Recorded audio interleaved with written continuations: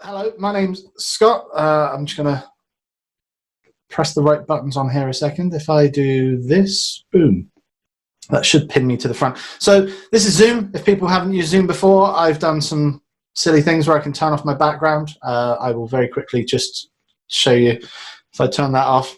This is my office. It's an old World War II American flag there, but a bit of branding. We put the CETSAT logo on there. So we've been using Zoom every day since we've been at home. We've all been at home since Tuesday, and we use Zoom every morning. 9:30 in the morning, we do a quick check-in to make sure everyone's online. At 3:30 in the afternoon, we see how everyone's getting on as well. So we might miss that call later today, but all the rest of our guys are going to be doing it. And we've had calls with 25 participants and more on there. I actually used it myself at the weekend for a bit of socializing as I was stuck at home and obviously can't go out like the rest of you. And I saw some friends and we had some drinks in the evening as well. Zoom's a brilliant tool. So I'll talk a bit more about it a bit later. What I wanted to say really today was just a little bit about home working and preparing you for what's to come. Some of you might not have done it before. CETSAT are pretty location agnostic, so we can do far short of visiting sites. We can do everything else that we do and offer the service that we offer, the remote support and our phones and everything works from home. It doesn't mean it's easy. We can do it, but it's different. There's obviously there's people running around, there's children, there's animals. It's not as comfortable. I certainly miss working in an open office. My job entails a lot of listening to what people are doing with support and being able to throw in my 2 pence and help them where I can. And that's really difficult to do from being stuck in an office at home. That means my phone doesn't stop ringing. I've got lots of messages going off on Slack. I've got emails, and I'm trying to multitask more than I would normally. So some of the things I wanted to go over just to start off with, obviously, yeah, for people that haven't worked from home before, and indeed people that have worked from home before, cut yourself some slack. Things are going to be different. Things are a bit more difficult. Your internet connection at home is not going to be as good as it is at work. There's more going on around you. It's harder to concentrate. It's harder to feel motivated. And certainly you're going to miss some of your colleagues around you. You're not going to have those water cooler moments and things. So try and do that. Try and make phone calls. Try and pick the phone up and speak to people more. Don't feel too secluded. Most importantly, find a space and make it your own. Whether that is the kitchen side top and you're going to tell your friends, your family, your housemates what you're doing, when you're going to be doing it, what sort of calls and things that you're on. Make sure it's ergonomic, a decent desk or a lap tray if you need to. Sitting on a sofa is not great for posture, so if you can, try and sit on a normal chair. Try and stay out of your bedroom. Keep your work life and your personal life a bit separate. Your bedroom is a place for sleeping, and you don't really want to be thinking about work when you're sleeping. And wherever you are, try and keep it tidy, close the door, separate that this is work moment, and then afterwards, after work, it's then social. So if it's a dressing table, make sure everything's cleared off. There's no distractions there. Set yourself a bit of a routine and a schedule. Work the hours that you would normally work. It's really, really easy to work really early. It's really, really easy to work really late. Try not to do that. It's not good for your mind. It's not something you would do if you weren't at home. And just because your office is now across the landing, it doesn't mean that you need to do more than you would normally do. Again, with that, make sure you take regular breaks, set an alarm, get up, walk around, fake your commute. You're allowed to do one piece of exercise a day at the moment. If it's a case of you go out and walk around the block in the morning before you get into work, do it. And make sure you eat your lunch away from your workspace. Spend time with your family if they're in the house. Last off, with that, establish some ground rules. So explain your time to your family and housemates. Explain your office hours, what you're going to be doing. If you're on an important call like I am now, I've told my children that I'm on this important call. I've asked them and I've put a scribbled note on the door saying, do not disturb. So minimizing some interruptions, distractions, close all your social media apps because it's really, really easy just to get distracted elsewhere. So with your work, when you're working from home, the most important part of working from home is to communicate. And if anything, you need to be over communicating now. There's no one around you. No one can see what you're doing. No one can, within reason, they can't really check up on you. They can't see that you're doing everything you need to be doing. So if you're doing something that people need to know, share it with them. Let them know what you're working on, when you're working on it, where you're working on it, and how it's getting on. Share your project process with them, with everybody that needs to know. So however you do that, whether that's email, whether that's phone calls, whether it's here or messaging apps, tell your team and express to your team as well that they should be communicating with you, and ask them to communicate with you. If technology fails, make sure that you have shared with everybody what landline numbers you have, or your personal mobile number. People that need to be able to check in with you and talk to you can do them in a much easier way. Check in with everybody. Be there for each other. We said about it earlier. There's a couple of days, a couple of points in the day where you can check in on a call, you can check in on a video conference. This time is really valuable, and it lets you keep building spirits and aware that you're all in this together. You can share any ideas, any issues you've got, and reassure people. Ask for feedback, especially from people. What's working well? What's not working so well? What could you do to make things better? Give people some power to be able to make this situation a better one, and give them that voice, that all-important voice. Remember, for some people as well, I'm lucky I'm home with my family. Some people aren't. They don't have that luck. And you now are their only point of social interaction, far short of what they're doing on Facebook and Instagram. So if you would pop into an office and see someone before a meeting, or you'd give them a phone call or a message while you're on the way there, it would go a long way just for you to do that same thing now. So before this meeting today, I quickly sent a couple of Slack messages to Chris, who's on the meeting with me, and it was an opportunity to discuss what we're going to talk about today, exactly the same as we would if we were about to walk into a building. One thing I can't express enough is use the phone more than you usually would. It's really easy to bash out a message on a keyboard and fire it off to people, and do that whether it's an email, messages, any kind of social media. Those forms of written text can be really, really easy and really prone to be miscommunicated. So if you've got the opportunity and you've got a phone nearby, pick up the phone and speak to someone. Clarify it. Understand what's happening. Make sure there's clarity in what you're doing and what everybody is doing. You can always follow it up with a summary email afterwards. Again, with that as well, have the time to pick up the phone if the phone is ringing for you. Make sure you're returning phone calls and voicemails. You don't want people assuming that you're sat around twiddling your thumbs, when I know a lot of people aren't. Everyone's struggling. They want to keep their business above water. They want to be able to communicate, and that is key.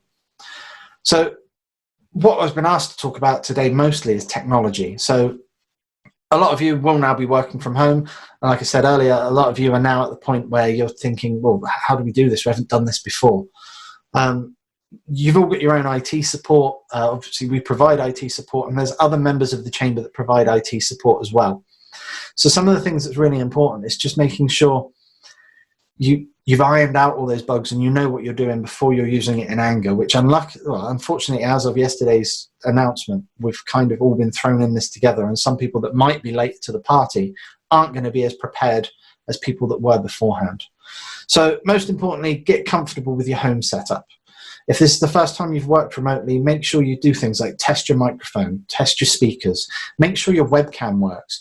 I did suggest, and I was going to suggest, to order one off Amazon, but Amazon's deliveries have all been pushed back to the 20th of April now. So I downloaded, I've got a webcam on my laptop, but my laptop's currently sat over there. If I sit and look at the laptop, you're not going to be able to see me very well. So I've downloaded an app on my iPhone. It's called Epoch Cam. I'm going to just put that in the messages now. There's a free version of it. There's also a paid-for version. This is the paid-for version.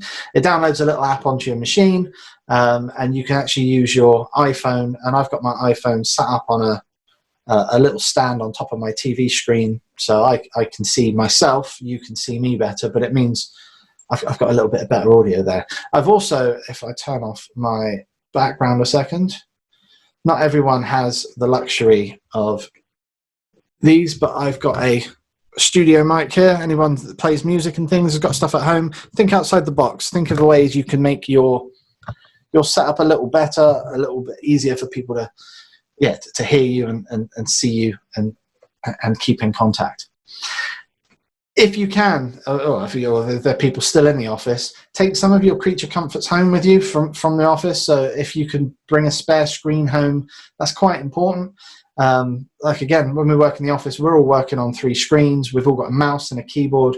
When you're all hunched over a laptop, we're going to be here for some time. It could be weeks, it could be months. You don't want to be, it's going to be bad for your posture, it's bad for the way that you work. So make sure you've got a mouse plugged into your laptop, a keyboard plugged into your laptop, you're spread out and you're using things properly. Make sure you've got some spare batteries for your peripherals. If you haven't, get an order in for them now, because it's going to be a while before stuff gets in. So test it all, make sure you've got the cables you need, and test it with each other.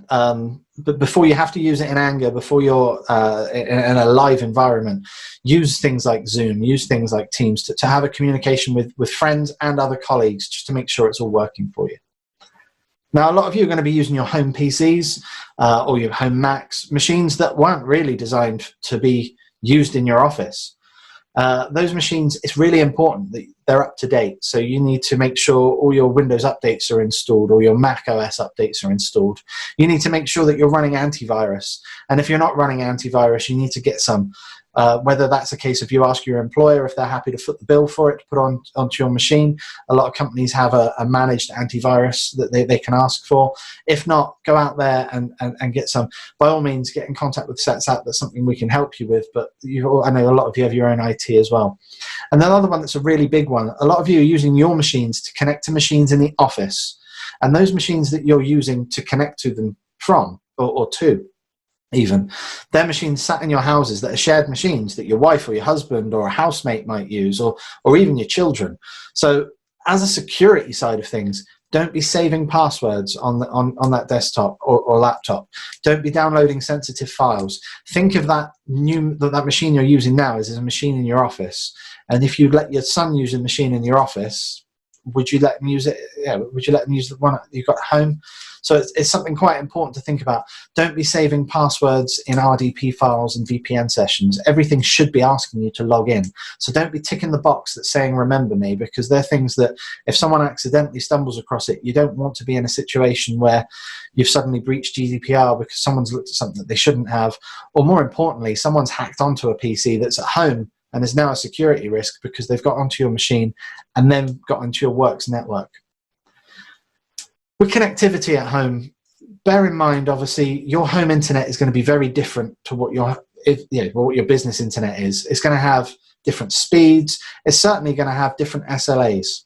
If something goes wrong with your home internet and you phone up BT at the moment, or Vodafone, or Virgin, or whoever you're with, they're not going to be as quick with a call to action to help you out than there would be for a business line, because a business line can be regarded as mission critical, whereas your home one is not.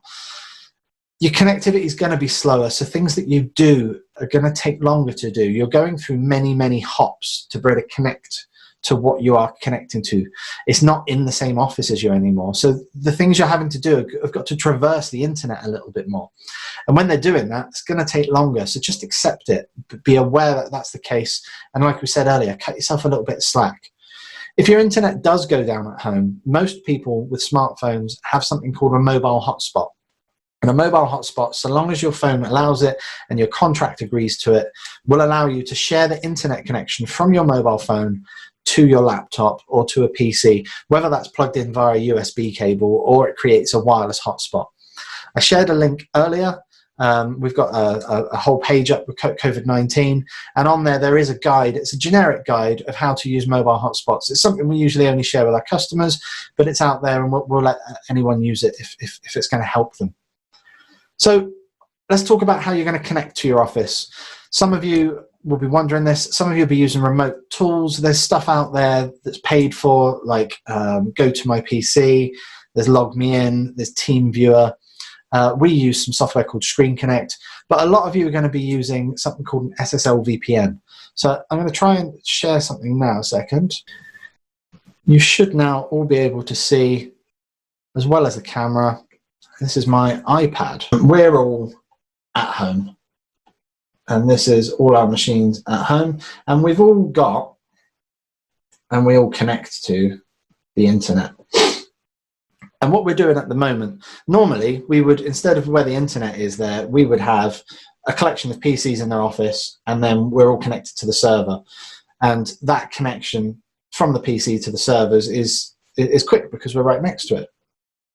What a lot of people are doing now is through the internet, they're connecting to an SSL VPN, and then let's say their server is here.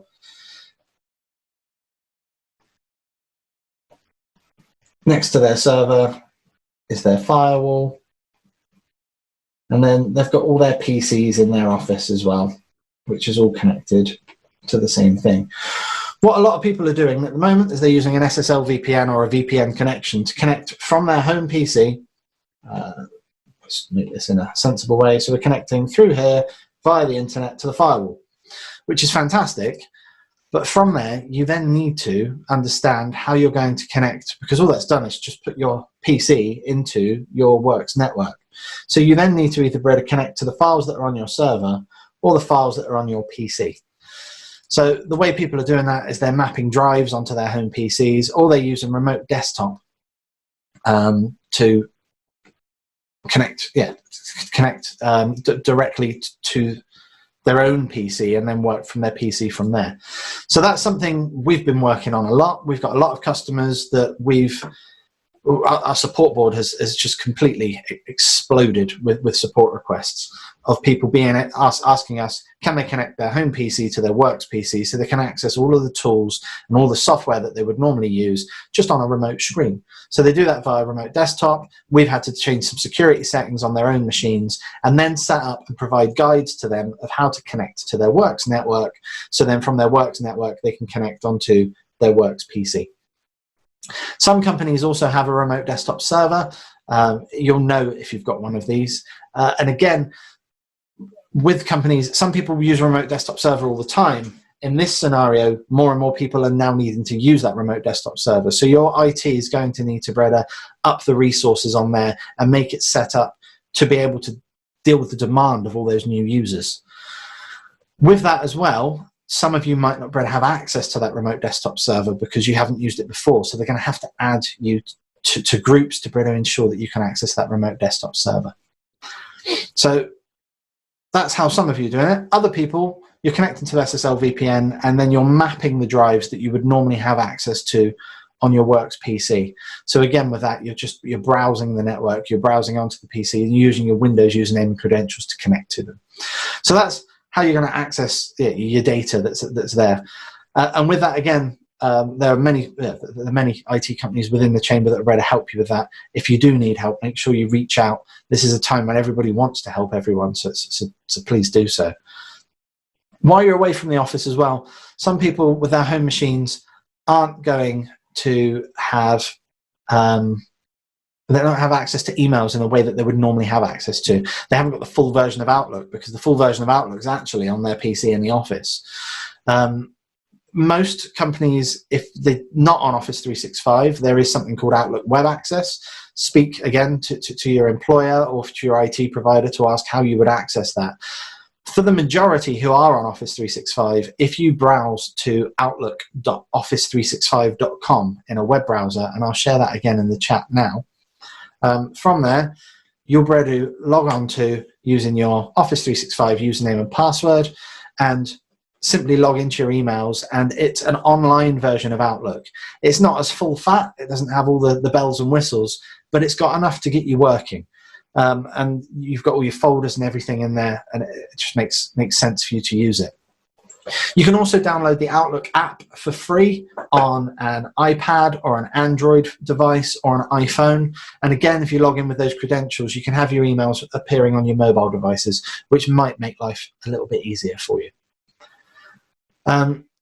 Again, with Office 365, as long as you've got the right licenses, you'll also find that you can use the Office apps within the web browser. So I'm going to share another link with you now. If you go to portal.office.com, I'm just going to put this in the chat now, and you log in with the same credentials. When you log into there, you'll see it shows the apps that are available to you. So there is Word, there is Excel, there is PowerPoint, and they're online versions of Word, Excel, and PowerPoint. You can use them within your web browser without having to install Office on your home PC. And with those, you can also do a bit of collaborative stuff because it kind of ties in with OneDrive and SharePoint. With an Office 365 license, you should have a OneDrive license. Your company might not be fully in the cloud yet, but there's no reason why you can't dabble a little bit now. What that will allow you to do is, with a Word document, there's a share button at the top in the browser. You can share that link and you can message it to a colleague or drop it in an email, and they can click on the link, and you can both be in that Word document or Excel document at the same time, which is something you may not have ever done before, but this is an opportunity now that you can use some of these resources that are out there and see how they work. And they might actually change the way you work in the future. Again, some people that don't have Office 365, if you need to install Office on your home PC, speak to your IT provider, see if they can provide you with a license so you can download and install it. If not, there is an open source alternative that's called LibreOffice. It's free, so don't expect it to be as good, but it certainly works. I've shared the link out to you now. So LibreOffice, they have their own version of Word, Excel, and Access, and they will open Word, Excel, and Access documents. And again, they can export out to those as well. So it's something just to get you by in the meantime. While you're working from home, you will need access to a phone. Most companies now have VoIP. If they have got VoIP, speak to their provider. They'll provide you with some SIP details. So it's a username, a password, and a server address that you can download an app, a soft phone app on your mobile phone. I've got a soft phone app on my phone, and most of CETSAT are using the same app. It's called Groundwire. Again, I'll write that in the messages here. And Groundwire itself is £10 on an iPhone, and I think it's only £8 on an Android device. Check with your provider before you purchase it to make sure it's something that can be supported by what you've got.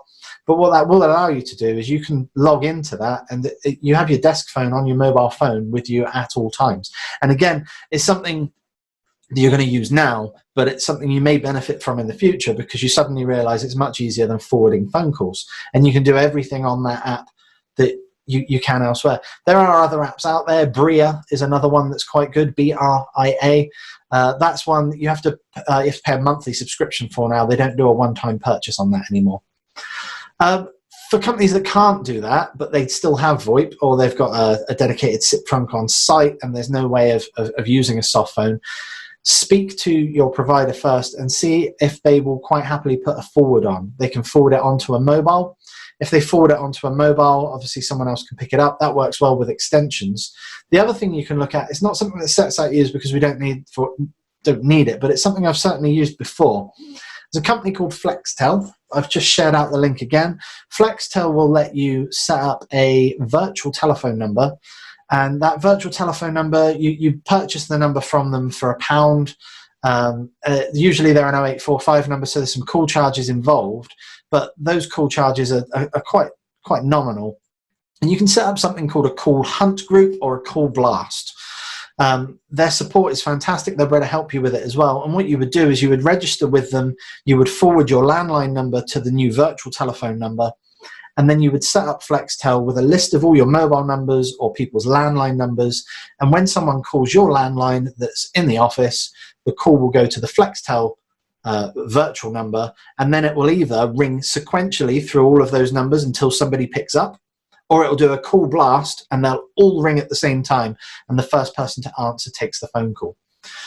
It's quite a cool bit of kit. I've used it a few times. I've used it with a couple of clients, and it's quite a good bit of kit to be looking at and experimenting with now if you can. One thing to note, if you do it and you're pushing it out to people's mobile phones, you might need to ask them to either turn off their own voicemail or extend how long their phone rings for before voicemail kicks in. Otherwise, everyone's just going to hit one person's voicemail. So while we're stuck at home and we're doing this, like we were saying earlier, communication is key. Messaging and video calls are really important. So anyone with an Office 365 license, and I believe Microsoft have now extended it out for free to a lot of people as well. If you connect onto Office 365 and Google the word Teams, Teams is something that's replacing Skype. So Skype and Skype for Business that they still work, and Skype for Business can call Teams people, and Teams people can call Skype people, but the Skype for Business name will eventually disappear and everyone will be using Teams. Teams is included with your Office 365 subscription, and while we have this outbreak, they're giving it away for free as well. Teams will let you call people. It'll also let you share some files and stuff with people. You can do video calls as well. But unlike Zoom, you can only do 4 video calls and see those 4 calls at the same time. Zoom is something we've started using because of that. We're Office 365. We use Office 365 every day. Our whole business is cloud-based. Teams just wasn't quite where we needed it to be for the sort of calls that we were making. So we looked at Zoom, so zoom.us. We've got some guides on our YouTube channel on some of the best practices and things you can do with Zoom. You can set up a free account with Zoom. So some of you would have just logged onto this without an account by clicking the link today.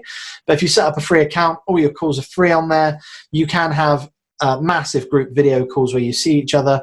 The only stipulation between the free and the paid version is the free version will let you have a group call for 40 minutes, and then you have to hang up and start the call again. If not, it's £12 a month. £12 a month for being able to do it, I think, is a fantastic price. You can't really beat it.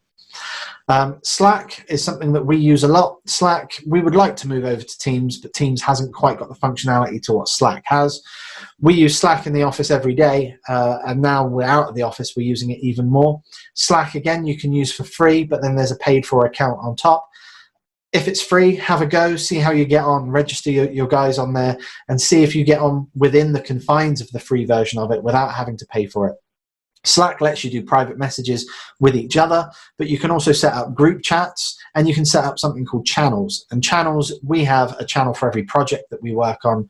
We have different channels for account management, for our senior management team, and it's just a central hub for where we can communicate. Slack also lets you do online phone calls, so as long as you've got a microphone working, you can set up Slack on there as well. One thing I would recommend is try and refrain from using WhatsApp Messenger or Facebook Messenger. They're really for personal use, and trying to use them in a work capacity is quite hard to police it. So we spoke about earlier, again, remote files. OneDrive and SharePoint are Microsoft's offering. So OneDrive, people have OneDrive for free. You can sign up for a OneDrive account with a normal email address. But OneDrive for Business, if you've got an Office 365 account, gives you a terabyte of online storage, and that's your own personal storage. Think of it like your home drive, and that's where you can save some files. SharePoint is now OneDrive for Business, but as a company, it's a much larger scale, and it's what you would think of as your mapped drives. So that's somewhere where you can save files that everybody has access to, and it's collaborative learning. If you've got Office 365, have a look at OneDrive if it's on there. SharePoint is something your IT department would need to set up for you, and we've got a lot of companies now that are obviously seeing the importance of moving their files from their on-site server to a SharePoint server, or to OneDrive in the cloud, and using SharePoint there. The alternative to OneDrive and SharePoint, there are a couple other things out there. So there's Dropbox. Dropbox, again, they have free accounts, and then there's Dropbox for Business. And there is some other tools out there as well. So Google Drive. Google Drive has its own versions of Office. So there's Google Sheets for Excel. They've got their own versions of Word and Keynote as well. A lot of educational establishments use Google, and a lot of art houses, so design places, are using them. So realistically, yeah, technology-wise, it's a very condensed, brief overview of what we're doing and some recommendations out there.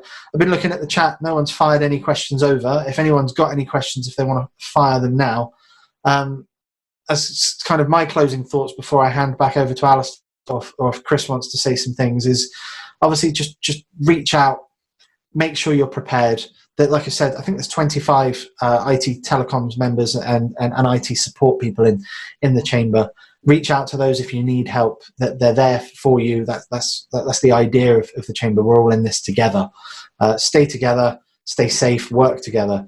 We've got some useful guides on our homepage. If you go to CETSAT.com, at the top of the page is a COVID-19 link, which will take you through to some of the things we've been doing. I'm personally sharing some guides on my own LinkedIn for businesses, and I'm sharing things, and I'm helping some family and friends and other people out there by doing some bits and pieces on Facebook in my own time out of hours, because the needs there. There's people out there that need support. So if anybody's got any questions, I'm going to open up to the room now. I'm just going to unmute Alistair and bring him back in. if it will allow me. You there, Alistair? I am, yeah. Lovely. Thank you, Scott. That was actually really, really useful. I think there's an awful lot of interesting tools out there that I certainly haven't come across. Things like the ground wire and things are really interesting. Certainly, we've been utilising Office 365 as a team. And I think it's also really important that people understand that it's good to have a time when a team can come together. I know that you guys, as you mentioned, have a full business catch up every morning at 9:30. We do the same thing at 9. Gets everybody kind of set for the day, understanding what everybody else is up to. And kind of it allows us to hold each other to account as well, from a people management point of view, making sure that people are supported in what they're trying to achieve, and making sure that everybody's up to date. Obviously, from our point of view, the situation is developing so rapidly, and the various bits of information that are coming out so fast, and quite often with a need for clarification or pulling apart and putting back together in language that people understand. It's really useful for us, and certainly contact multiple times a day with people via video as well is really important. It's really good for peace of mind. We're using it for business purposes, but yesterday morning, one of our senior engineers, it was his birthday at the weekend, a terrible time of year to have a birthday. So yesterday morning when we came on the call, we were all wearing silly hats and sang happy birthday to him, which he wasn't expecting. And it's just a bit of, just peace of mind and a bit of self well-being. Yeah, absolutely. And I think I read something earlier, which was some advice that you should never go 2 hours without having a conversation with somebody. It's very easy to get quite isolated within what you're doing. And I know that we're having a conversation with Becky, who's obviously on this call from New Leaf as well, about putting together a mental health webinar as well, which will happen next week. It's a great idea, people that are working from home, because we've all been. I'm quite lucky. I've worked from home. I worked from home for 5 years when I ran my own business. But there's a lot of people that have kind of been thrown into this, and it's very new, and with everything else that's going on, people can feel very unsettled. But what you've done here, I'm just having a quick look through some of the comments on the group chat there. There's a lot of support there, and which is really useful, so thank you. Maria, I can see you were wanting a copy of the recording. Is that possible, Scott? Have you been recording this? I've pressed record on it. It's not something I've done before, so I will see what it comes out like. Okay. But if it's fit for purpose, I will certainly share it out. I'm hoping to put it on our own YouTube channel. We've started a YouTube channel last week. We've never had one before, and we've been putting some self-help guides on there, starting with SSL VPN. I shared a lot of Zoom stuff on there yesterday, so some of the nitty-gritty bits of what you can do in Zoom as well. So what I will do is, obviously I've got everyone's email addresses. If that works, I'll email out the link instead of the whole video, because it saves space. One of the things I actually forgot to mention, I've just thought off the top of my head, so saying that about sending files to each other, there is a free website called WeTransfer.com. WeTransfer.com is fantastic for sending files up to 2 GB in size for free. So if you're working on something large, you need to send it to someone else, as long as it's got nothing sensitive, because it does use public links that I suppose they could be guessed if someone really wanted to go data mining. You can upload files to WeTransfer.com, put in an email address, and off it goes. And they'll receive the files. The other thing you can do as well is there's an option on there, if you change it to not email address, just to generate a link. You can then send the link in Slack or whatever messaging apps that you're using to share large files with people. So that's a good one. I see Becky has asked about some training to do with Teams. It's something we're being asked quite a bit about. Again, Teams is not something we use a lot, so it's not something we know that well in anger. The question really would be to find out, what do you want to achieve first, and is Teams the right fit for you before you go down that path. Some people see Teams as the perfect unicorn of working online, but some of it's not quite as good as you'd like it to be, which is why even us as an IT company, we use other tools to be able to do it. But if you can identify what you're trying to achieve, certainly send some stuff over, and what do you want to achieve? Yeah, have a chat with Chris. Send some stuff over to our inquiries at CETSAT.com if it's something you're intrigued in. I see your message says you've been asked to deliver training via Microsoft Teams. So that's just using it as a video call. So the biggest thing there is, I would just say, download the Teams app and and do a call. Do a call with your partner in the same house first. Test it out and see how you get on. I'm quite happy to take a Teams call as well. As would we be. Yeah, that's all you're wanting to use there. Teams is such a big product because a lot of people see it for the collaborative stuff, the file sharing, but if you're just wanting to use it as Skype, yeah, just your video calls, yeah, definitely go for it. What else have we got on there? First time on Zoom. We've been teleconferencing all day. Zoom's so user friendly. Cool. Chris has obviously put his email address on there to ask out if anybody needs any help. They can get in contact. Yep. I think that kind of covers it. There's some nice, lovely comments on there. Thank you very much, everybody. Yeah, thank you. Can I say, thank you on behalf of the Chamber as well, and obviously the people that are on this call. We're in a fairly unique position, hopefully as a Chamber, where we can bring together experts and do this kind of thing for free to help support each other. And it's really great to have the support of CETSAT and of you, Scott, and Chris as well. Just whilst we're on the call, I can see John has asked something about the social aspects of remote working. As I mentioned, we are in the process of putting something together with Becky, and we'll put that out as soon as we've got that live, John. So do keep an eye on the website and our social media streams. We'll try and let everyone know. I think that's going to be a fairly popular one, because as I say, there's quite a lot of people that are kind of thrown into this. We've also got a managing staff from home one, John. I don't know if you'd seen that. Which is another workshop. I'm just going to follow the link myself and remind myself exactly when that was. We're doing a series of these, so that's actually tomorrow at 10:30, John, if that would be of help. And that's about managing teams remotely. And then we've got another one which is around cash flow. Again, something that's very, very important for businesses at the moment. Few businesses that are struggling with this in the short term, and that's on Friday at 2:30. So, hopefully there's some support there. We do want to keep these going. I think we're finding them very useful. Certainly I'm learning things as I'm sitting in on some of these as well, which is really good. And I'm sure that we'll continue to. So if you are seeing these, if you want to spread the word, they are free. They are hopefully supporting the wider business community as well as our members. I think it's important for us to do that as a chamber at the moment. But if anyone's got any questions at all, feel free to drop me a line. I will put my email address in the comments box here at all. If anyone needs anything, let me know.